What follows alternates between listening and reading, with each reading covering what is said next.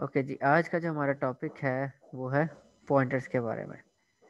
Pointers are the special type of variables. अब इनकी speciality क्या है? It stores the address instead of values. तो पहले हमने जितनी वेरिएबल्स देखे थे उसमें क्या पड़ी होती थी? वैल्यूज पड़ी होती थी, ऐसे ही है ना? तो इसमें क्या पड़ा होगा? एड्रेस पड़ा होगा। एड्रेस किसका होगा? किसी भी मेमोरी लोकेशन का होगा।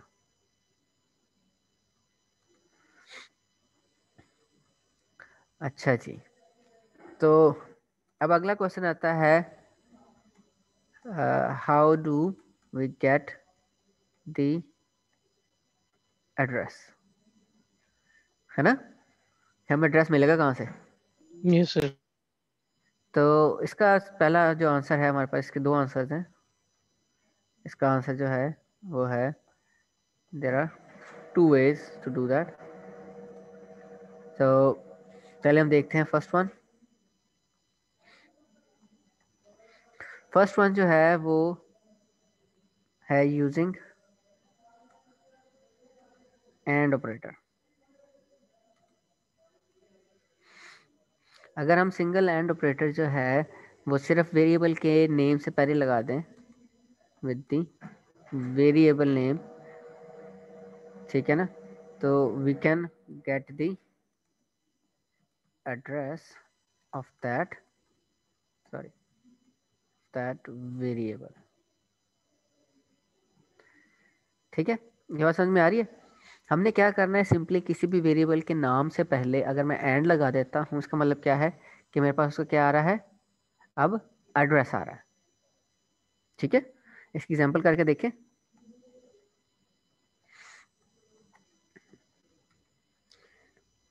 Printing the address of a variable. ठीक है, तो हम यहाँ पे आते हैं hash include iostream using namespace std and then int main, फिर int argc and character double asterisk args और फिर रिटर्न 0 आ गया।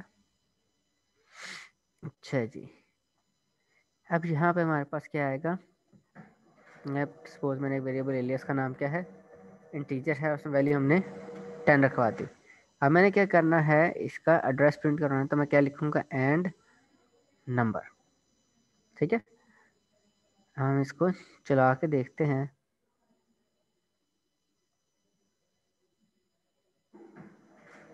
इसको मैंने सेव किया और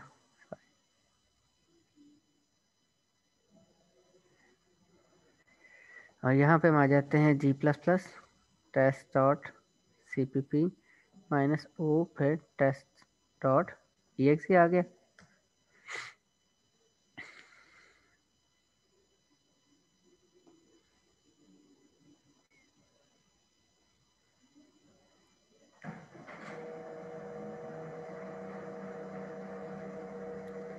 चलें जी, हमारे पास कंपाइल हो गया, एग्जीक्यूट करते हैं इसको, टेस्ट डॉट exe, और ये देखें जी मेरे पास एड्रेस आ गया। तो हमें पता लगा कि हमने अगर किसी भी वेरिएबल का एड्रेस गेट करना हो तो मुझे क्या यूज़ करना पड़ेगा?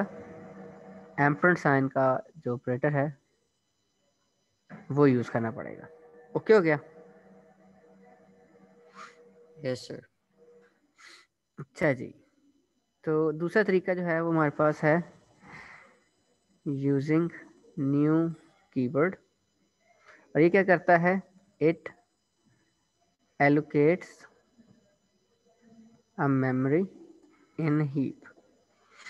ठीक है ना? अब इसको हम थोड़ा सा ना बाद में देखते हैं। ठीक हो गया? इसको थोड़ा सा हम डिटेल में अभी थोड़ी तक देखेंगे। उससे पहले हमारे पास नेक्स्ट क्वेश्चन आता है, हमारे पास एड्रेस तो आ गया, अगर मैंने उस एड्रेस की वैल्यू को गेट करना तो मैं क्या करूँगा? ठीक है ना? How will I access the value at the address. ठीक है ना? मेरे पास एक पॉइंटर में एड्रेस तो है, अगर मैंने उस एड्रेस पे पड़ी वैल्यू को गेट करना है तो मैं क्या करूँगा? Still I have two ways. कितने तरीके हैं हमारे पास? दो तरीके हैं, two ways to do that. First one is using static, ठीक है ना? static जो है if it is used other than initialization or declaration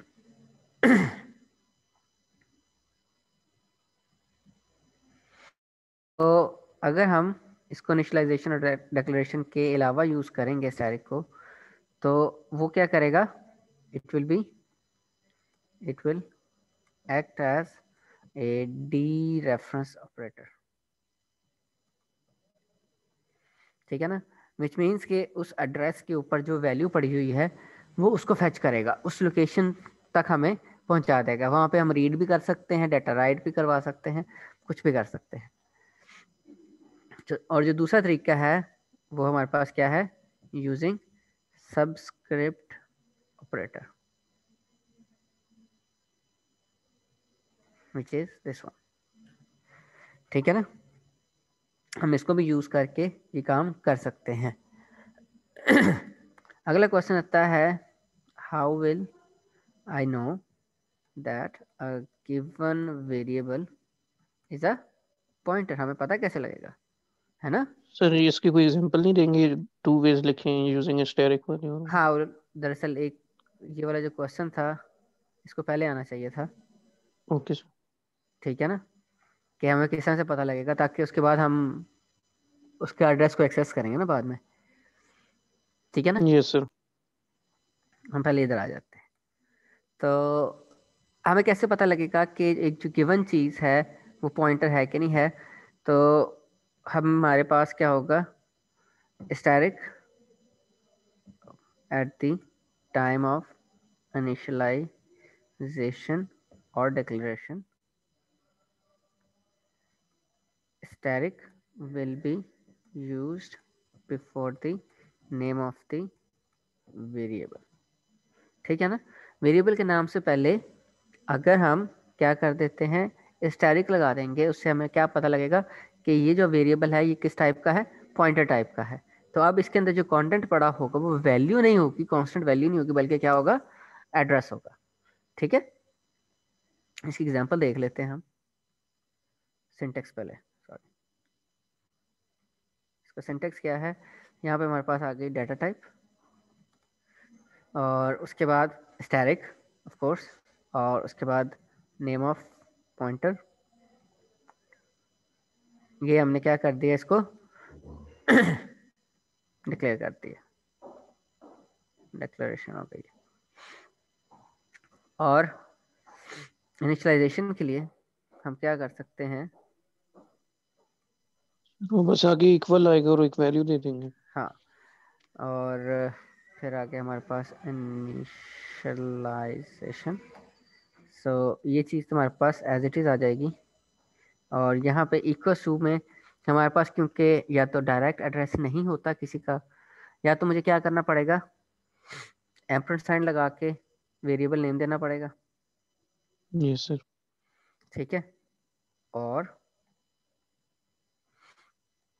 हम इसको नल कह सकते हैं। Nulls mean it has no address, nothing in it. और हमारे पास जो तीसरा तरीका है वो आ जाता है न्यू, और उसके बाद डाटा टाइप,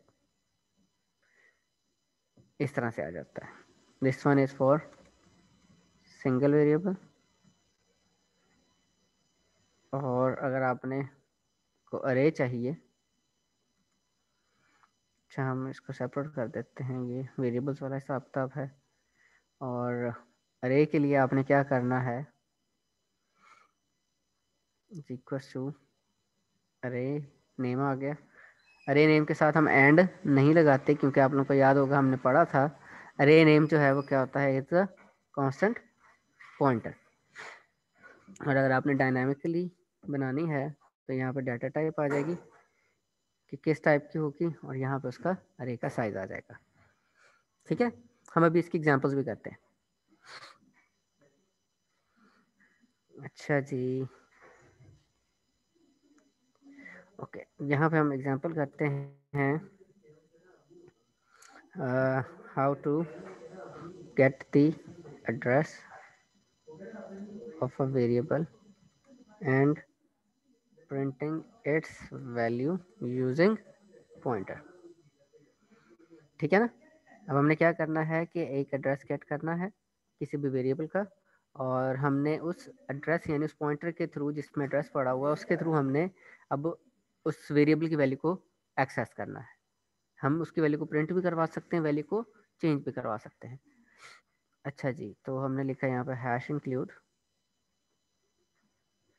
string, फिर यूजिंग नेम स्पेस std, फिर आ गया int main, int argc, character double static args, और यहाँ पे आ गया रिटर्न 0। अच्छा, तो यहाँ पे हमने क्या किया, मैंने ले लिया इंटीजर टाइप का एक पॉइंटर, और उसमें इनिशियली हम क्या रखवा रहे हैं, लेट्स सपोज नल रखवा दिया मैंने। ठीक है, फिर मैंने लिया एक वेरिएबल नंबर टाइप का, नंबर सॉरी उसका नेम क्या है, नंबर है, और उसमें वैल्यू हमने 10 रखवा दी। अब मैंने इस पॉइंटर में क्या रखवा दिया, एंड नंबर कर दिया। पॉइंटर के पास किसका एड्रेस आ गया है, नंबर का। अब मैं क्या करता हूँ, मैंने किया स्टैटिक पॉइंटर इक्वल्स टू 20 कर दिया। ठीक है, ओपन कर ये और लगाया मार्क कर दिया और लगाया। जी आपके पास बहुत कट रही पुत्र। सर मैं कह रहा हूँ ये नल के आगे कॉलम लगा सॉरी, सेमीकोलन, इंट हाँ इंट नंबर और इंट पॉइंटर। सेमीकोलन आना, सेमीकोलन आना था। अच्छा जी, अब हमने क्या किया, मैं प्रिंट करवाता हूँ किसको, वेरिएबल को, सॉरी वेरिएबल क्या है हमारे पास, नंबर है, तो इसकी आउटपुट हमारे पास क्या आएगी, 20 आएगी। ठीक है, और अगर हमने इसी वेरिएबल को एक्सेस करना है यूजिंग पॉइंटर, तो दूसरा तरीका हमारे पास ये भी है। So the answer will be 20 again.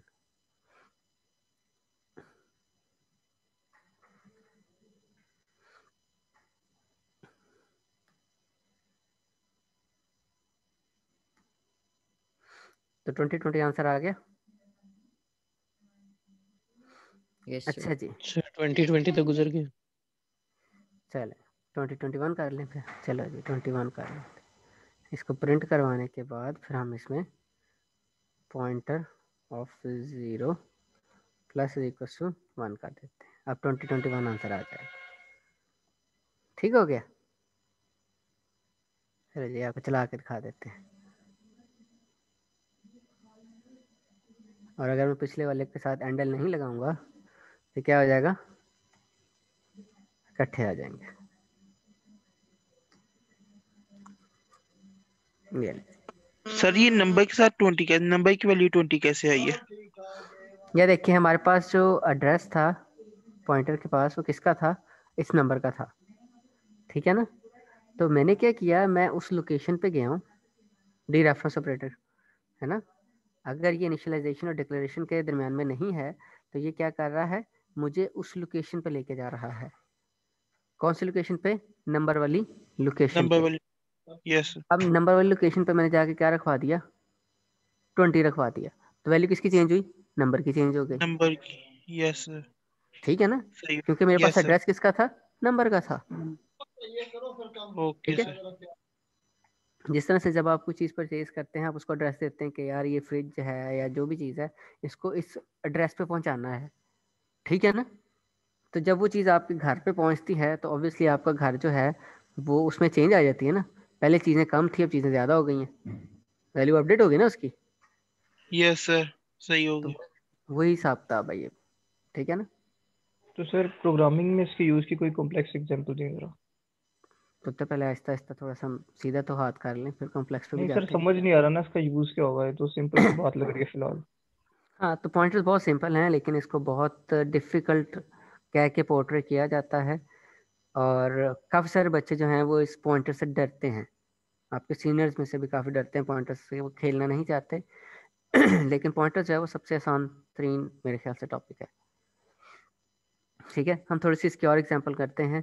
और एक चीज़ याद रखें कि पॉइंटर्स जो हैं इनको आप यूज़ कर सकते हैं मेमोरी को एक्सेस करने के लिए, और अगर आप रैंडमली मेमोरी को एक्सेस करना शुरू कर देंगे तो आप वो दूसरी चीज़ों को हैक वगैरह भी कर सकते हैं, उस साइट पे भी आप जा सकते हैं।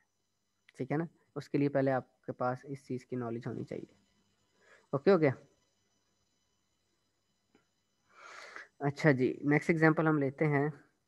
अब हमने ये कर लिया, अब हमें पता लग गया इन चीज़ों का, राइट। इन चीज़ों का हमें पता लग गया ना कि किस तरह से हो रही हैं। अब हम yes sir. Dynamic memory allocation पे आते हैं। ये थोड़ा सा इंपॉर्टेंट टॉपिक है, तो हम यहाँ पे आते हैं पहले डायनामिक मेमोरी एलोकेशन। बहुत इंपॉर्टेंट टॉपिक है और बहुत आसान है। तो हमारे पास जो है वो क्या कहते हैं, अवर रैम, ये जिसको मेमोरी कहते हैं, is logically divided into two parts. First one is stack memory, या stack memory भी कहते हैं, static memory, sorry, static memory, and the other one is heap memory। ठीक है ना, लॉजिकल पार्टीशन है। इसका मतलब ये नहीं है कि आप जब रैम को निकाल के देखेंगे उसके ऊपर लाइन कहीं पे लगी होगी, उसमें पता लग जाएगा कि ये वाला हिस्सा स्टैटिक है और ये वाला हीप का है।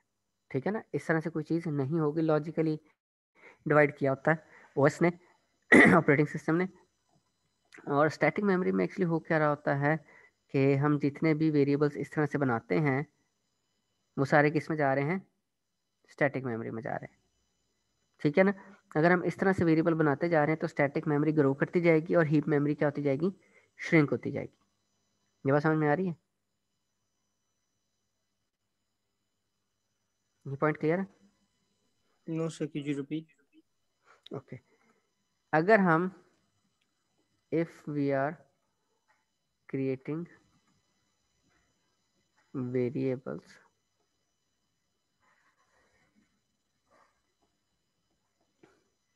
directly, so its memory will be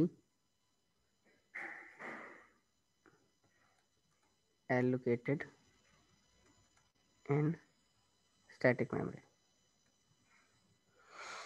तो जितने भी वेरिएबल्स हम इस तरह से बना रहे हैं वो कहाँ पर जा रहे हैं, स्टैटिक मेमोरी में जा रहे हैं। ठीक हो गया ना। इस तरह से जब भी मैं किसको बनाऊंगा तो वो एक अलहदा पोर्शन होता है, उसको हम स्टैटिक मेमोरी कहते हैं, और एक अलहदा पोर्शन हमारे पास, उसको हम क्या कहते हैं, हीप मेमोरी कहते हैं। ये लॉजिकल पार्टीशन है, और एक्चुअल में कोई भी रैम के ऊपर पार्टीशन इस तरह की नहीं हुई होती। और if we are creating variables dynamically, then its memory will be allocated in heap memory। तो अगर मैं क्या करता हूँ, मैंने लिया int static pointer is equals to, यहाँ पे मैंने कह दिया न्यू ऑफ int। अब यहाँ पे मैंने क्या किया, डायनामिकली मेमोरी को एलोकेट कर दिया है। ठीक है ना, यूजिंग न्यू कीवर्ड। ठीक हो गया। तो जब हम न्यू का कीवर्ड यूज़ करेंगे तो क्या होगा, एक मेमोरी एलोकेट हो जाएगी फॉर अ सिंगल वेरिएबल। यहाँ पे हमारे पास एक सिंगल वेरिएबल मिल जाएगा। अब ये पॉइंटर के पास एक अलग से अपनी इंडिपेंडेंट मेमोरी है। ठीक है ना, वो नंबर वगैरह किसी और वेरिएबल की मेमोरी को एक्सेस नहीं कर रहा। ये पॉइंट क्लियर है? सर फॉर एग्जांपल अगर हम लोग यूजर इनपुट ले इंटीजर का, तो वो हीप मेमोरी में होएगा। हाँ, वो स्टोर कहाँ पे होगा? हीप मेमोरी में जाके की स्टोर होगा। मेमोरी में, कि वो डायनामिक है, कि वो हाँ, वो ऑलवेज डायनामिक, चेंजिंग है। यस। और Understand? इसमें हम क्या कर सकते हैं, मजे की चीज़ ये है, वी कैन क्रिएट नहीं, एलोकेट और deallocate our memory whenever we want। अब इसका फ़ायदा क्या है डायनामिक मेमोरी एलोकेशन का, कि लेट्स सपोज मेरे पास मैं कोई काम कर रहा हूँ, उसके लिए मुझे टेम्परेरी तौर पे करे चाहिए, और वो भी लेट्स सपोज 1000 साइज़ की चाहिए। तो अब मैंने क्या किया, मैंने डायनामिकली मेमोरी एलोकेट की, और उसके बाद मैंने उसमें डाटा रखा, और उसके बाद मैंने इसको क्या कर दिया, डी एलोकेट कर दिया। ठीक है, डी एलोकेट करने से क्या होगा, वो जो मेमोरी हमने ऑक्यूपाई की हुई थी टेम्परेरी तौर पे, वो अब क्या हो गई है, रिलीज़ हो गई है, रिलीज़ होगी ना। और हमारी रैम जो है वो फुली ऑक्यूपाइड नहीं रही। लेकिन जो स्टैटिकली होते हैं, जो चीज़ स्टैटिक मेमोरी में है, वो कब तक एग्जिस्ट करते हैं, it exist in the memory until its scope ends और the program ends। ठीक है ना। जो चीज़ स्टैटिक मेमोरी में है वो कब ख़त्म होगी, या तो जब उसका स्कोप ख़त्म होगा या प्रोग्राम ख़त्म होगा, दो तरह से एंड हो सकती है। ठीक है ना। अगर मैंने मेन में बनाया हुआ है या मैं ग्लोबल वेरिएबल बना देता हूँ, तो वो क्या करेगा, वो तब जाके एंड होगा जब मेरा पूरा प्रोग्राम ख़त्म होगा। ऐसे ही है ना। तो तब तक अगर मैंने एक 1000 की एरे इधर ग्लोबली बना दी है, तो वो जब जब मेरा प्रोग्राम चलेगा और जब तक वो मेमोरी में रहेगा, जब तक वो एग्जीक्यूट हो रहा है, तब तक वो अरे जो है वो वहाँ पे मौजूद रहेगी। ऐसे ही है ना। Yes sir. लेकिन हीप का फ़ायदा ये है कि हम जब डायनामिकली मेमोरी को एलोकेट कर रहे हैं, तो हम थोड़ी देर के लिए उसको एलोकेट किया, जब काम ख़त्म हो गया हम उसको रिलीज़ करके डी एलोकेट करके हम दोबारा से कोई और लोकेशन एलोकेट कर सकते हैं। ठीक है ना। वो रिजर्व नहीं रहती परमानेंटली तौर पर जब तक कि आपका प्रोग्राम चल रहा है, अनलेस अनटिल So आप चाहें। how do you deallocate? उसके लिए हमारे पास सिंपल है, लिख देंगे डिलीट पॉइंटर, तो डी एलोकेट हो जाएगी। और अगर आपने एरे बनाई हुई है,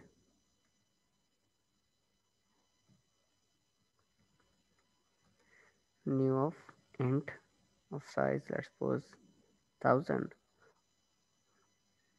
और यहाँ पे मैंने लेट्स सपोज अपने कुछ काम किया, अब मुझे पता लग गया कि अब मुझे ये अरे नहीं चाहिए, तो मैं सिंपली क्या करूँगा, डिलीट कर दूँगा अरे को, और उसका बेस एड्रेस जो है वो इस पॉइंटर में पड़ा हुआ है। Simple as that. ठीक है ना। तो एट अ गिवन पॉइंट मैं क्या कर सकता हूँ, इसको एलोकेट कर सकता हूँ और डी एलोकेट कर सकता हूँ। ठीक है ना। सबसे बड़ा यूज़ इसका ये है, और इस वजह से ये बहुत ज़्यादा पॉपुलर हुई थी। और ये जो है आप अगले कोर्सेज में देखेंगे कि आपको इसकी ज़रूरत बहुत ज़्यादा पड़ेगी पॉइंटर्स की। ठीक है ना। नेक्स्ट से नेक्स्ट जो कोर्स है उसमें सारा काम आपका पॉइंटर्स के थ्रू ही होगा, और ये डायनामिक मेमोरी एलोकेशन के थ्रू होगा। तो ये चीज़ बड़ी इंपॉर्टेंट है, इसको समझ लें, बड़े अच्छे से समझ लें, क्योंकि आपका जो नेक्स्ट से नेक्स्ट कोर्स है डाटा स्ट्रक्चर्स एंड एल्गोरिथम्स का, वो सारा पॉइंटर्स के ऊपर बेस्ड है। ठीक हो गया। एग्जाम्पल लेते हैं मेमोरी, डायनामिक मेमोरी एलोकेशन की।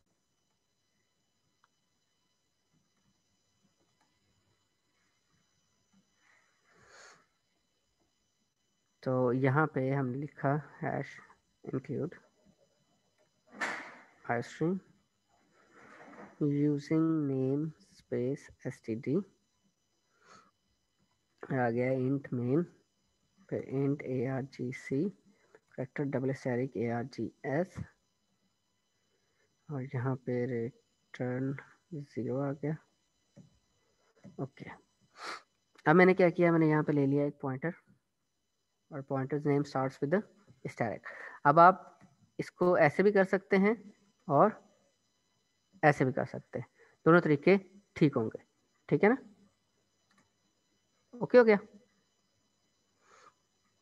Yes sir. Yes sir. तो यहाँ पे मैंने क्या किया, न्यू ऑफ इंट कर दिया, लेट्स सपोज हम सिंगल वेरिएबल की बात कर रहे हैं और मैंने लेट्स सपोज इनपुट लेनी है अब इसमें, ठीक है ना, एंटर अ नंबर, और यहाँ पे आके हम सीन करवा देते हैं। सीन करवाने का हमने देखा था 2 तरीके हैं, या तो मैं इस तरह से इसको यूज़ कर लूँगा या मैं इसको इस तरह से भी कर सकता हूँ, entered value as static pointer.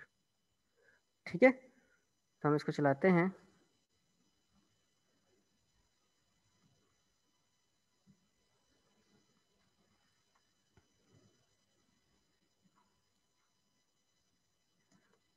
ये लें जी, अब एक नंबर बताएं मुझे। 52। 52। अब देखें हैं, ना तो हमने कोई और वेरिएबल बनाया, हमने डायरेक्ट इस वेरिएबल इस पॉइंटर को एक इंडिपेंडेंट मेमोरी दी और उसमें हमने डाटा रखवाया और हमने उसको गेट करके देखा कि वाकई वो डाटा वहाँ पे मौजूद है। ठीक है ना, और इसके बाद अगर मुझे इसकी ज़रूरत नहीं है तो मैं सिंपली क्या कर सकता हूँ, डिलीट पॉइंटर कर दिया और मैंने उस मेमोरी को रिलीज़ कर दिया। और ये एक बड़ी अच्छी हैबिट बनानी है आप लोगों ने कि जिस पॉइंटर की आपको ज़रूरत नहीं है, लोकेशन की आपको डायनामिक लोकेशन की ज़रूरत नहीं है, आप उसको क्या कर दें, डी एलोकेट लाजमी करें। ठीक है, yes sir. Okay. Okay sir. अब हम आ जाते हैं पॉइंटर्स विद अरे।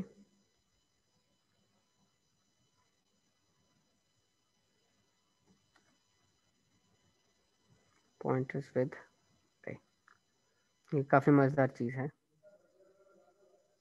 ठीक है ना, अगेन मैं आपको बता रहा हूँ ये मुश्किल नहीं है, थोड़ा सा डिफरेंट है और बहुत मज़ेदार सी चीज़ मुझे लगती है। तो यहाँ पे आ गई, लेट्स सपोज मेरे पास अरे आ गई और उसका साइज मैंने दे दिया, लेट्स सपोज 6 दे दिया। ठीक है, अब मुझे रैंडमली वैल्यूज़ बताएं।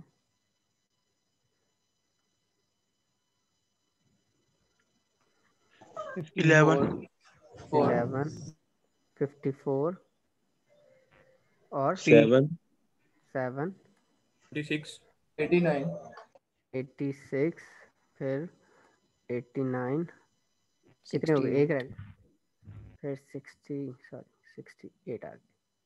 ठीक है, 6 पूरी होगी ना। Yes sir.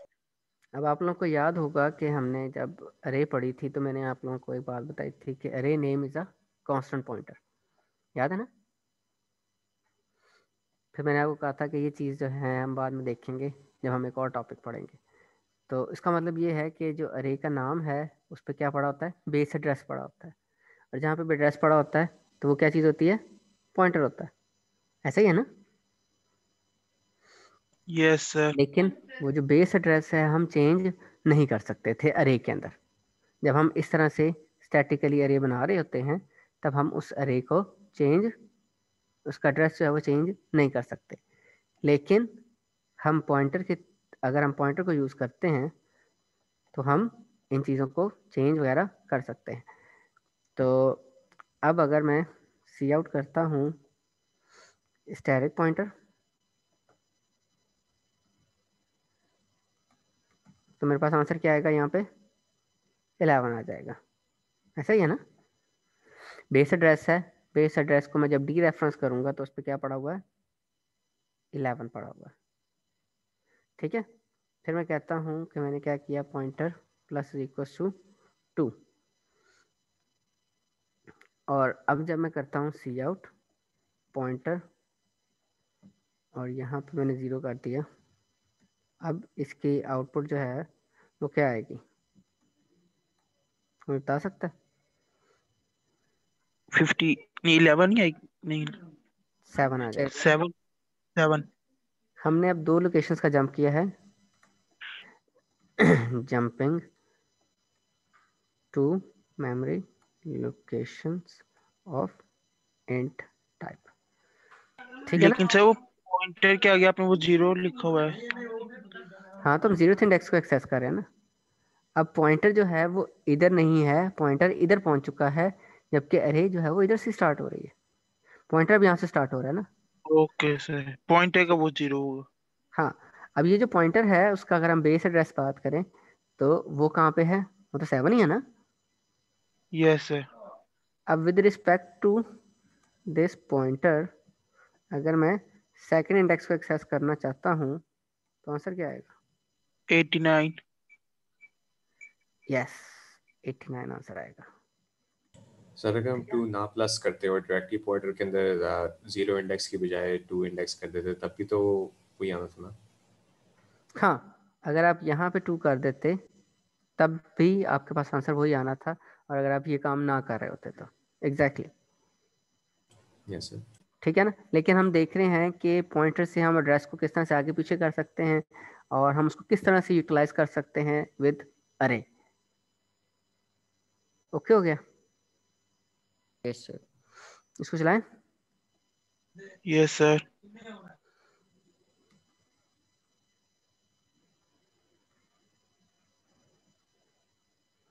के जी compile and execute. So 11 7 and 89, 11 7 and 89 ठीक हो गया ना। Yes sir. ये मुश्किल तो नहीं ना है pointers. No sir. Okay okay, तो अब कुछ हम इश्यूज देख लेते हैं। एक होता है हमारे पास डैंगलिंग पॉइंटर्स। डैंगलिंग पॉइंटर्स क्या होता है? When 2 or more pointers are pointing to the same memory location। ठीक है ना। इसकी एग्जांपल बिल्कुल ऐसे ही है कि अगर मेरे पास इंट एक नंबर है और उस पर मैंने वैल्यू 10 रखवाई हुई है तो मेरे पास आ गया int static pointer 1 is equal to and number, sorry, और उसके बाद मैंने कॉमा लगाया, फिर pointer 2 is equal to and number आ गया। अब ये दोनों पॉइंटर जो हैं वो किसको पॉइंट कर रहे हैं? एक ही मेमोरी लोकेशन को पॉइंट कर रहे हैं, ऐसा ही है ना। Yes sir. यस तो इसको सर। हम क्या कहते हैं? डैंगलिंग पॉइंटर्स हो गया। जब दो या दो से ज़्यादा पॉइंटर्स किसी भी एक लोकेशन को पॉइंट कर रहे हैं तो उससे क्या होता है? डैंगलिंग पॉइंटर्स हो जाते हैं। और उसका इशू क्या है?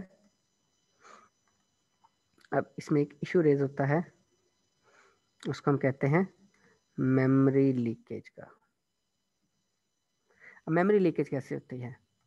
अब दो पॉइंटर जो हैं वो एक ही लोकेशन को पॉइंट कर रहे हैं और at a given point you have deleted or released, और हम उसको क्या कह सकते हैं? डीएलोकेटेड, या फिर इसको हम इसके बजाय इस तरह से कर देते हैं न्यू ऑफ इंट, और यहाँ पे हम इंट स्टैटिक पॉइंटर 1 कर देते हैं। ठीक है, तो अगर किसी पॉइंट पे डी एलोकेट कर देता हूँ the memory using one of the pointer, let's suppose अगर मैंने किसी पॉइंट पे आके मैंने डिलीट कर दिया पॉइंटर 2 को, ठीक है ना। अब मुझे नहीं याद कि पॉइंटर 1 भी उसी लोकेशन को पॉइंट कर रहा है या मैं उसी को 1 को मैंने डीएलोकेट कर दिया। अब पॉइंटर 2 जो है वो पॉइंटर 1 वाली लोकेशन को अभी भी क्या कर रहा है? एक्सेस कर रहा है ना। Yes sir. अब होता क्या है कि अगर वो मेमोरी जो है वो बाद में आपका जो ऑपरेटिंग सिस्टम वो किसी और लोकेशन को दे देता है, ठीक है ना, या आप उसको एक्सेस करने की कोशिश करते हैं तो क्या हो जाएगा? अब अगर आप जो है वो स्टैटिक पॉइंटर 2 से कुछ करने की कोशिश करेंगे तो यहाँ पे क्या हो जाएगा? यहाँ पे मेमोरी लीकेज हो जाएगी, क्योंकि अब ये जो लोकेशन है जिसको 2 एक्सेस करने की कोशिश कर रहा है, ये ऑलरेडी क्या हो चुकी है, डी एलोकेटेड हो चुकी है, और वो वहां पर जाके अपनी वैल्यू को रखवा रहा है। तो यहाँ पे जाके क्या होगा, मेमोरी लीकेज हो जाएगी। मतलब कि हैकिंग के चांसेस ज्यादा हो जाते हैं। नहीं, हैकिंग के चांस नहीं होंगे, इसका मतलब ये है कि वो जगह जो है वो अवेलेबल ही नहीं रही, और आप वहां पर जाके क्या कर रहे हैं, उसको एक्सेस कर रहे हैं। ठीक है ना, ये बात समझ में आ रही है? Yes, sir. Okay sir. Dangling pointer क्या था और मेमोरी लीकेज क्या है, ये सारे बच्चों को समझ में आ गई है? Yes, sir. Yes, sir. Yes sir. तो इसका मेमोरी लीकेज का सोल्यूशन क्या है हमारे पास?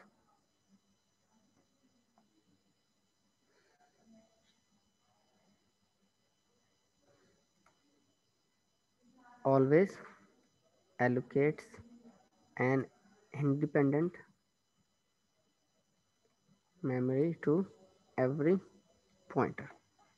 ठीक है ना, आपने क्या करना है, हमेशा हर एक पॉइंटर की इंडिपेंडेंट मेमोरी बनानी है डायनामिकली, ऑब्वियसली। ठीक हो गया ना, तो तब हमारे मेमोरी लीकेज का इशू आएगा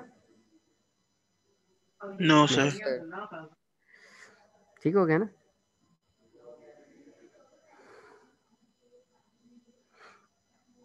बात समझ में आ रही है? Yes sir. अब पॉइंटर्स की और एग्जांपल करने की जरूरत है कि आप लोगों को चीज समझ आ गई है?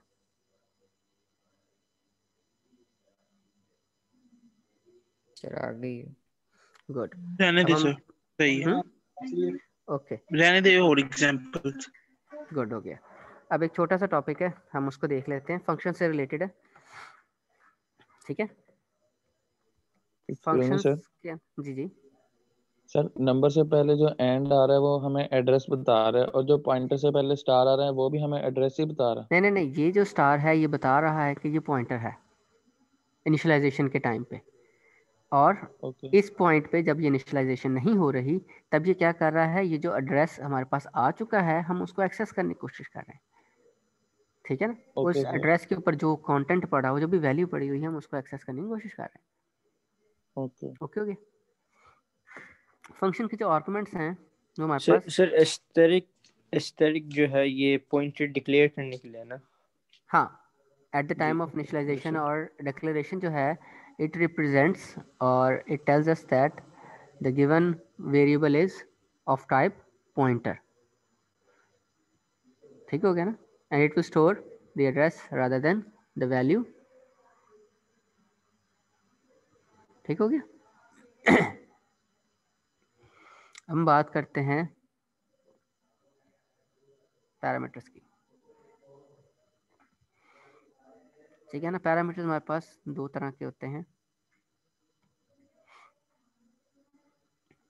एक होते हैं हमारे पास बाय वैल्यू, और एक होता है हमारे पास बाय रेफरेंस। ठीक है, बाय वैल्यू में क्या होता है, the parameters are contains the temporary memory and it will be released as soon as the function ends। ठीक है, जैसे ही फंक्शन खत्म होगा तो उसकी मेमोरी जो है वो रिलीज हो जाती है, उसको हम कहते हैं बाय वैल्यू। ठीक है, इसकी एग्जांपल बिल्कुल इस तरह से है। अगर हम एग्जांपल की बात करते हैं तो मैंने लिखा let's suppose void print table, और यहाँ पे हमने लिख दिया इंट नंबर। अब ये जो नंबर है ये किस तरह से जा रहा है, number is passed is by value. ठीक है ना, ये बात समझ में आ रही है? अब ये क्या है, बाय वैल्यू जा रहा है हमारे पास। इसका मतलब ये है कि जैसे ही ये फंक्शन जो है ख़त्म होगा तो ये नंबर वाला वेरिएबल है जो कि इस फंक्शन के लिए स्पेसिफिकली बना था, वो क्या हो जाएगा, डाई आउट हो जाएगा, रिलीज हो जाएगी मेमोरी। ठीक है, सर हम I उसको इस did not understand. Okay, Sorry. कोई मसला नहीं, कोई मसला नहीं। इसका मतलब ये है कि ये जो वेरिएबल है इसका स्कोप जो है वो यहाँ तक है और इसके बाद जो है ये एक्सेसिबल नहीं होगा। ठीक है, सिंपल एज दैट, स्कोप ही बता रहे हैं। और ये जो नंबर है बाय वैल्यू का मतलब है the scope is till the a function.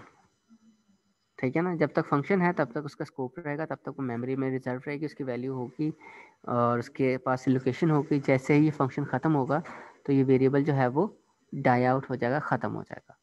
ठीक है, ये सर टेम्परेरी, डीएलोकेट हो जाएगा हाँ मेमोरी रिलीज जब हो तक जाएगी, स्कोप है। फ्री हो जाएगी। हाँ जी, ठीक है ना, टेम्परेरी मेमोरी है इसके पास, इट मीन्स। ठीक है ना, तो अब इस चीज़ की कन्फ्यूजन दूर करने के लिए कि टेम्परेरी का मतलब क्या है, हमारे पास आता है बाय रेफरेंस। ठीक है ना, बाय रेफरेंस के आगे फर्दर 2 टाइप्स हैं।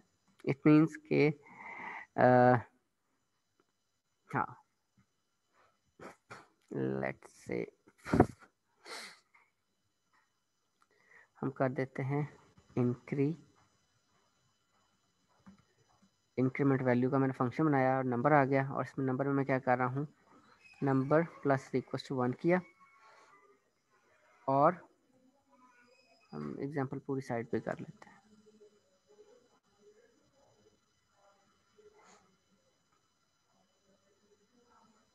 और यहाँ पे हमने लिख देते हैं hash include iostream using namespace std, और यहाँ पे हमने क्या कर दिया, int main int argc character double asterisk args, और यहाँ पे रिटर्न 0 आ गया हमारे पास। ओके, अब मैंने यहाँ पे क्या किया, first number is equal to 20 और मैंने ये फंक्शन कॉल कर दिया इंक्रीमेंट वैल्यू, और इसमें मैंने क्या भेज दिया, फर्स्ट। ठीक है, तो जब मैंने यहाँ पे इसको सी आउट किया फर्स्ट नंबर को, तो मेरे पास आंसर क्या आएगा, आंसर विल स्टिल 20, क्योंकि जो चेंज आई थी वो चेंज यहाँ पे आई है, बल्कि इसमें नहीं आई। तो ये बाय वैल्यू गया था, यानी उसके पास ये जो 20 था, इसने वो इस वेरिएबल को 20 पकड़ा दिया उसने। यहाँ पे अगर मैं इसको सी आउट करता हूँ नंबर को,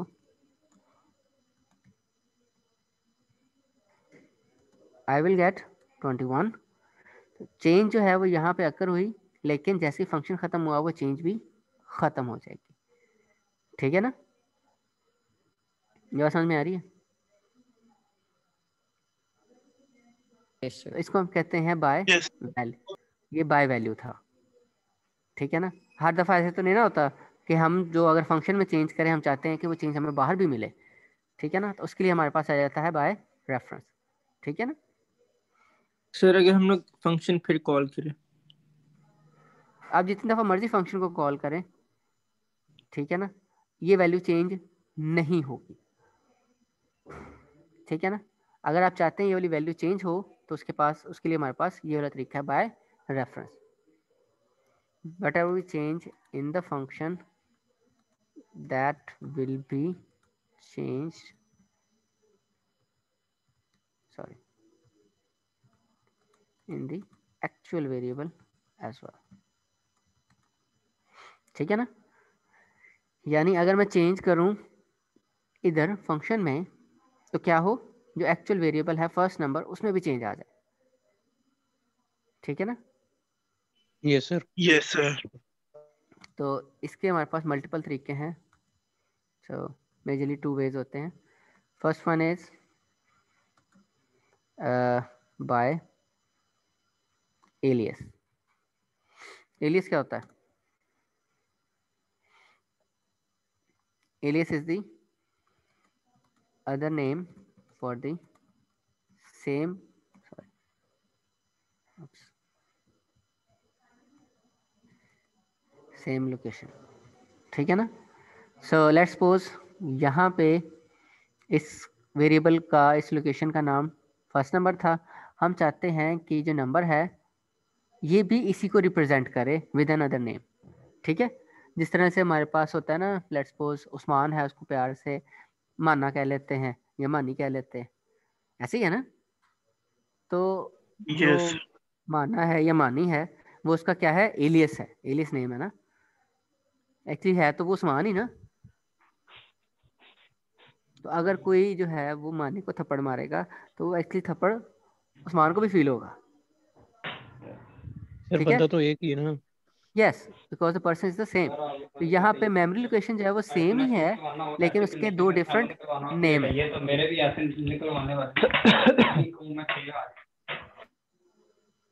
ठीक है ना, ये बात क्लियर है सारों को? यस सर ओके हो गया। सो इसका तरीक़ेकार क्या है, इट्स वेरी सिंपल। इसकी एग्जांपल ले लेते हैं।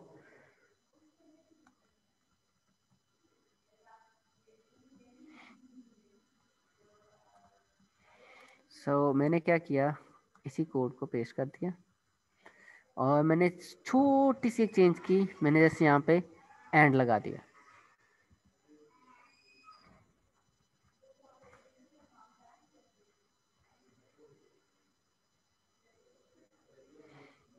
ठीक हो गया। इससे क्या होगा, अब जब यहाँ पे मैं इसको प्रिंट करूँगा तो आंसर क्या आएगा, 21 आएगा।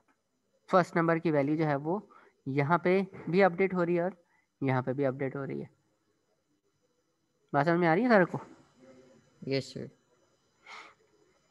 सर इस अगर इसके बाद जी जी हम नंबर एक और फंक्शन लगाते हैं तो क्या वो चेंज्ड वैल्यू पे ही लगेगी फंक्शन? हाँ, अब अगर मैं ये चीज़ दोबारा कर लेते हैं, उसको कॉपी करते हैं और दोबारा पेस्ट करते हैं, ऐसे कह रहे हैं ना आप। So now the yes value sir will be 22।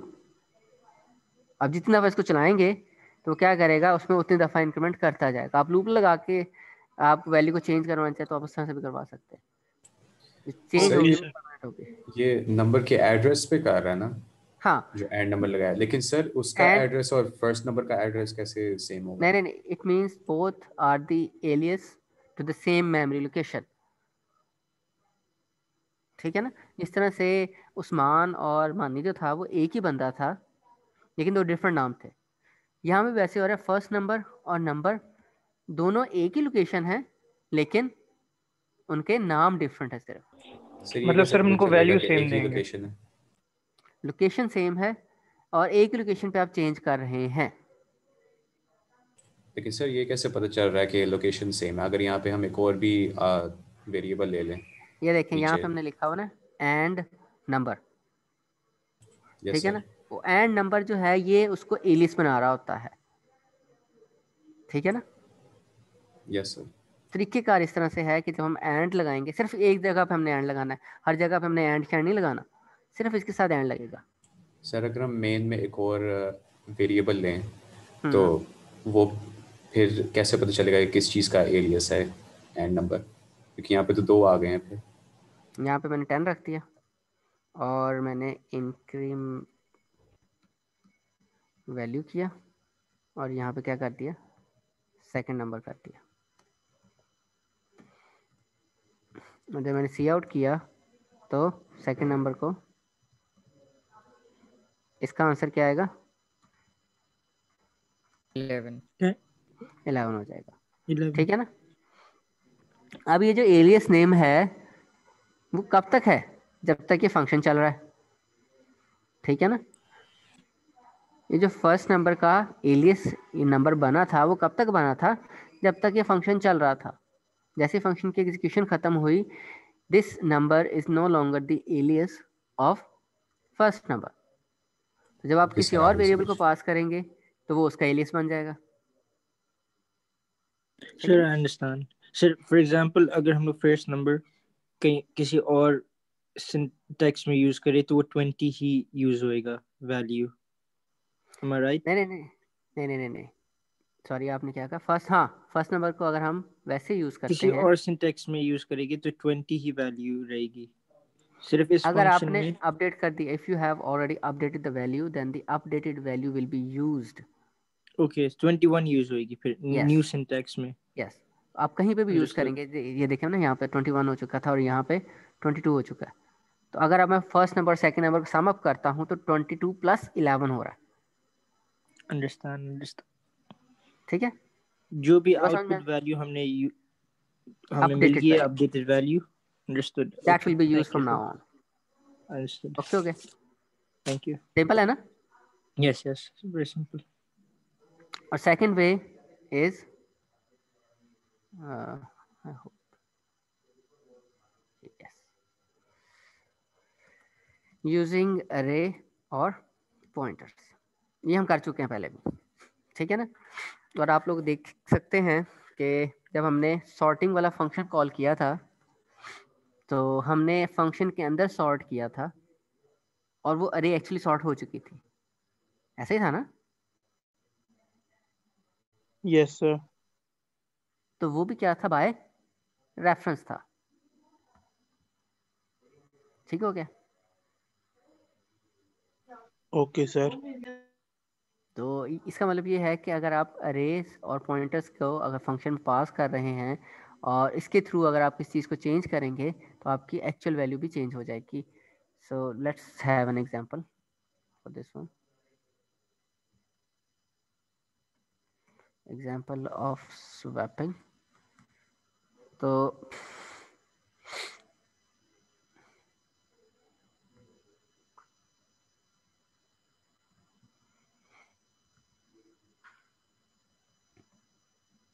rather than increment I will use swap function and swap will have number 1 comma int static number 2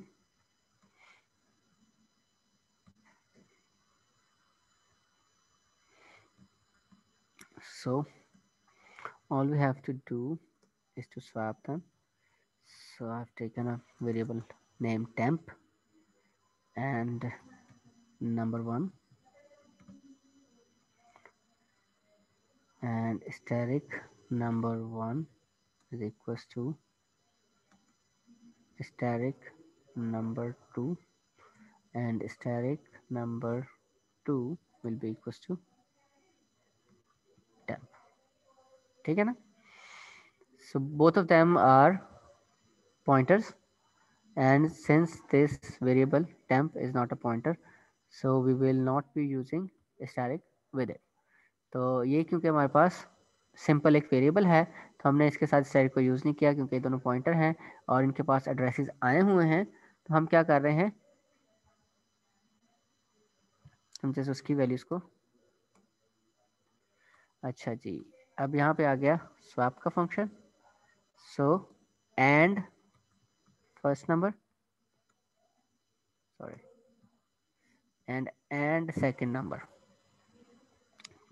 क्योंकि इस नंबर 1 और नंबर 2 को क्या चाहिए, एड्रेसेस चाहिए ना इन दोनों के, क्योंकि ये पॉइंटर्स हैं। Yes sir. तो हमने दोनों के एड्रेसेस जो हैं वो दे दिए और यहाँ पे जब हम इसको करेंगे तो यहाँ पे आंसर हमारे पास 20 आ जाएगा।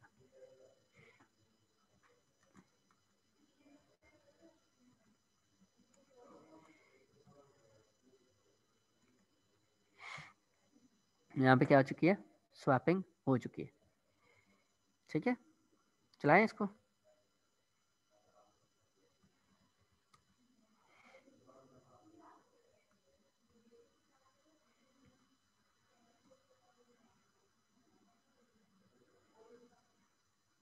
टेन एंड 20, ठीक है, 10 एंड 20 हमारे पास आंसर आ चुका है। वो पॉइंट क्लियर है सर हमको? Yes sir. यूजिंग